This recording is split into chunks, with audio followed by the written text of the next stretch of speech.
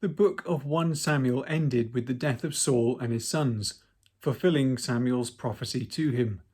At that time, David was serving the Philistines, but he did not take part in this battle and only learns of the result later. 1 Samuel covered a lot of ground.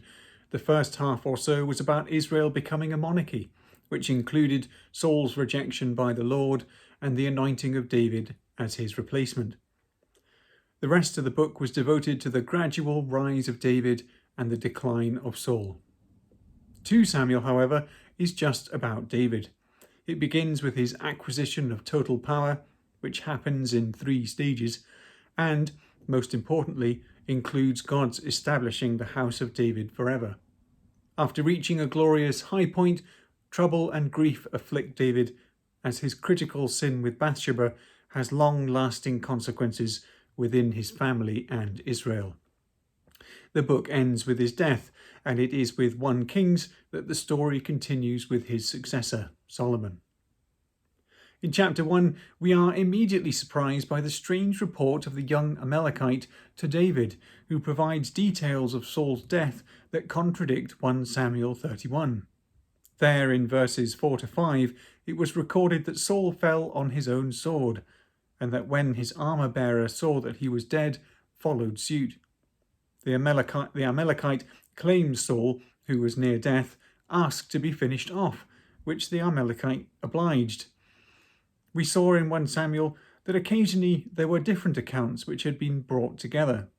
Rather than choose one tradition over the other, the final editors put them together, even if the fit was still obvious or awkward.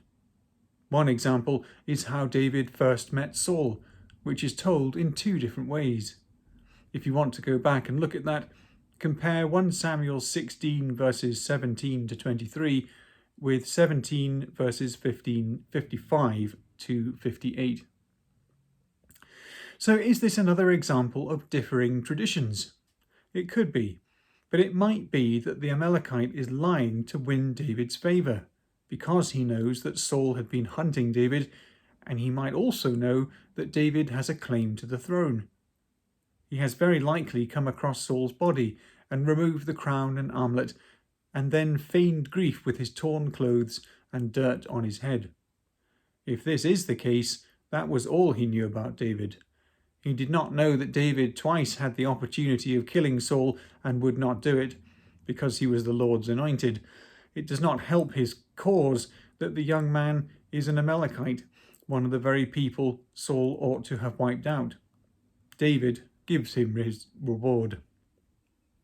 The song or dirge which David composes and teaches to the people of Judah reflects the true depths of respect and love which David had for both Saul and Jonathan. The first words show this by calling them the glory of Israel. The refrain, "How the mighty have fallen," has entered into common English usage, and probably few people know it comes from this song. David regrets the inevitable rejoicing in the Philistine cities, especially among the women who celebrated any victories. Their joy will contrast with the daughters of Israel, who will weep. Gilboa is cursed as the scene of death for Saul. Another famous line in verse 23 occurs, "In death they were not divided."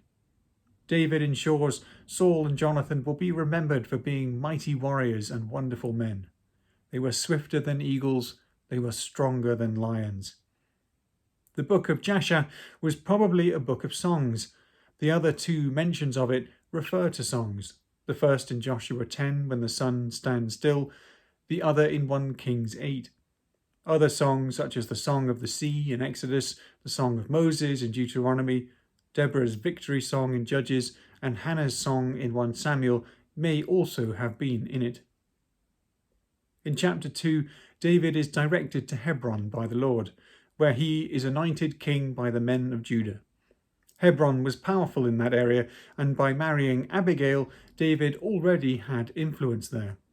Plus, Hebron was one of the cities he had sent gifts to from the spoil of the Amalekites.